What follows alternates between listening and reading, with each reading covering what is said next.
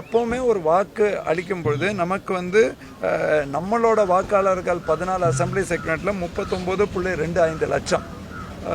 அதே நேரத்தில் நமக்கு சென்னை பாராளுமன்றத்தை பார்க்கும் பொழுது மத்திய சென்னைக்கு இவர் ரிட்டர்னிங் ஆஃபீஸர். இவருக்கு சென்னையில் இருக்கிற வில்லிவாக்கம், எக்மோர், ஹார்பர், சேப்பாக், திருவல்லிக்கேணி, 1000 லைட்ஸ், அண்ணா நகர் மட்டும் உள்ளது.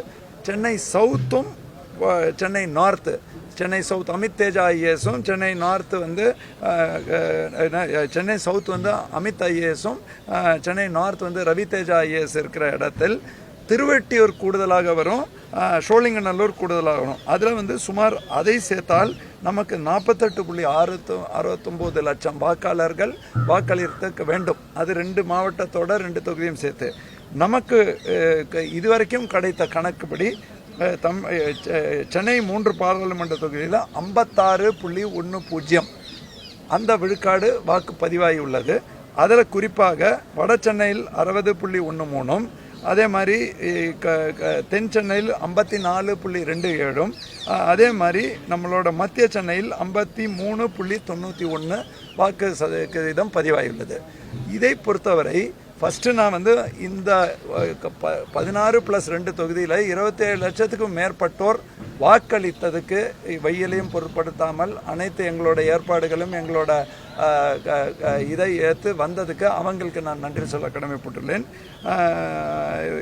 மெயினாக சிலர் வந்து எங்ககிட்ட கேள்வி கேட்குறது என்னன்னாக்கா, நேற்ற இரவு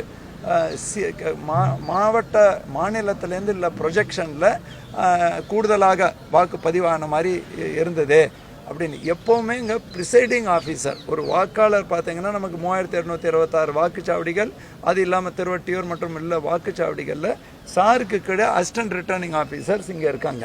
அசிஸ்டன்ட் ரிட்டர்னிங் ஆஃபீஸர்ஸுங்கிறது அந்தந்த செக்மெண்ட் பார்ப்பாங்க. அதற்கு கீழே நமக்கு ஜோனல் பார்ட்டிஸ் இருக்கும். ஜோனல் பார்ட்டிஸ் கீழே தேர்தல் நடத்தும் ப்ரிசைடிங் ஆஃபீஸர் அவரோட டைரியில் 17C அந்த ஃபார்மில் அதே மாதிரி ஒவ்வொருத்தர்கிட்ட நம்மெல்லாம் வாக்களிச்சிருக்கோம் இல்லையா, அந்த வாக்களிக்கும் பொழுது நம்மக்கிட்ட சைன் வாங்குறாங்க. அந்த சைன் வாங்கின டோட்டலில் எவ்வளோ பேர் அந்த பூத்தில் இருக்காங்க, எவ்வளோ பேர் வாக்களித்திருக்காங்க, அந்த ஃபிகர் ஒவ்வொரு படிவமாக கம்ப்யூட்டரில் ஏற்றி அந்த ஃபிகர் வரும்போது இந்த ஃபிகர் வந்திருக்கு. அங்கே கேட்கும்போது அவர்கள் ப்ரிசைடிங் ஆஃபீஸர் ஆப்பில் சில ப்ரிசைடிங் ஆஃபீஸரோட கருத்தின் அடிப்படையில் கடந்த 2 முறை வெற்றிகரமாக அதோட ப்ரொஜெக்ஷன் கரெக்டாக இருந்தது. இந்த மாதிரி சற்று வித்தியாசமாக வந்தது. அது வந்து ப்ரொஜெக்ஷன் எல்லா ப்ரிசைடிங் ஆஃபீஸரோட கணக்கு கிடையாது. அது எப்போவுமே வாக்குச்சாவடிகளில் இருக்கக்கூடிய இங்கே டெபாசிட் பண்ணி கம்ப்யூட்டரில் ஏற்றி அந்த ஃபிகர் தான் வரும். இதுவுமே நமக்கு கடைசியாக இந்த கம்ப்யூட்டரில் ஏற்றி ஏறும்போது ஒரு 12 மணிக்கு மேலே வரும். பட் 99.99% இந்த ஃபிகரில் கூடுதல் மாற்றங்கள் ஏற்படுறதுக்கான வாய்ப்புகள் மிகவும் குறைவு.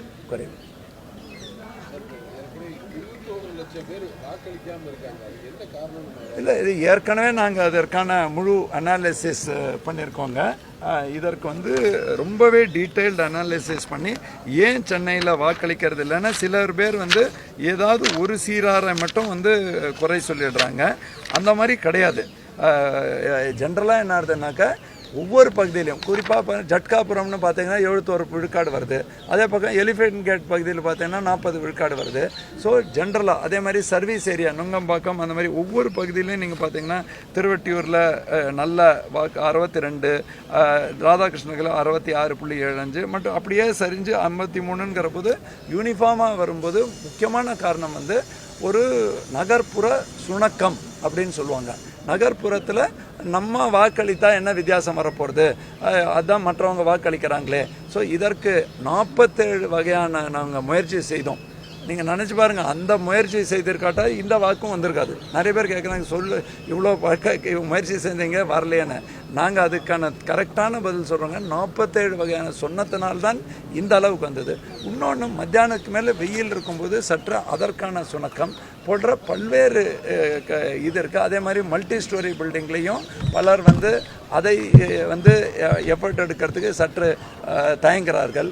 இதற்கு பிளாக் லெவல் ஆஃபீஸர்ஸ் மூலமாகவும் நம்ம அனைத்து முயற்சிகளும் செஞ்சுருக்கோம். ஸோ போக தான் இந்த தொடர் விழிப்புணர்வு பழக்கங்களில் மாற்றம் ஏற்படுத்தும் வகையில் தான் இதை நம்ம வந்து செய்ய வேண்டிய கட்டாயத்தில் இருக்கோங்க. நன்றி